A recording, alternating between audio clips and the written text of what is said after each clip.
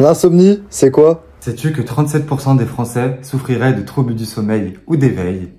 L'insomnie, quant à elle, toucherait 15 à 20% de la population française et 9% souffriraient d'une forme sévère.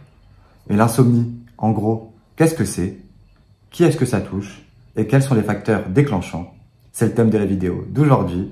N'hésite pas à rester jusqu'à la fin, tu auras mes conseils naturels contre l'insomnie.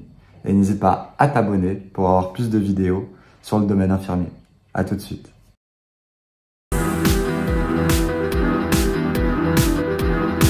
L'insomnie, elle se définit comme une insuffisance de sommeil en qualité ou en quantité, alors que les conditions sont favorables à un bon endormissement.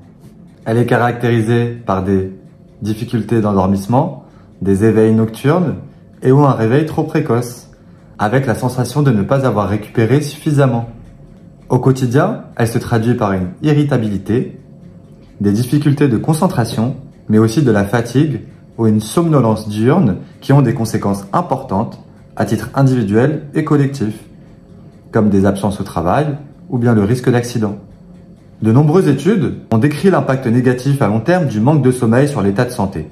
Au-delà d'une dégradation de la qualité de la vie, l'insomnie aggraverait les symptômes de maladies somatiques ou psychiatriques associées. L'insomnie, elle va provoquer une qualité de la vie qui est dégradée avec de la fatigue, de la somnolence, de l'irritabilité et des difficultés de concentration. Elle va aggraver les maladies associées comme les douleurs, l'hypertension et la dépression. Elle va augmenter le risque d'accident. Fatigue, elle augmente le risque x8 d'accidents de la route et x4 les accidents au travail. Lorsque les insomnies surviennent plus de 3 fois par semaine pendant plus de 3 mois, on parle d'insomnie chronique. L'insomnie chronique découle de 3 facteurs. Les facteurs prédisposants, donc ça va être les facteurs génétiques, biologiques ou psychosociaux. Les facteurs précipitants, un événement familial, médical ou personnel. Et un facteur d'entretien qui est un comportement inadapté ou des croyances erronées sur le sommeil. L'insomnie, ça touche qui?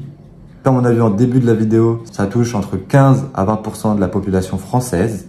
Sa fréquence serait supérieure chez les femmes et augmenterait avec l'âge. Les facteurs de risque supplémentaires d'insomnie sont être sans emploi, vivre seul ou souffrir d'une maladie chronique et souffrir de dépression.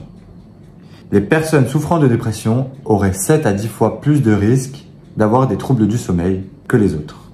L'insomnie chronique serait liée à un problème de régulation entre les mécanismes de veille et de sommeil. Les sujets souffrant d'insomnie présentent un hyperéveil caractérisé par une activité accrue du système nerveux central et de l'axe hypophyso-surrénalien en charge de la réponse au stress. Cet hyperéveil empêcherait le patient de basculer vers le sommeil. Par mes conseils naturels contre l'insomnie, ça va être de corriger les mauvaises habitudes.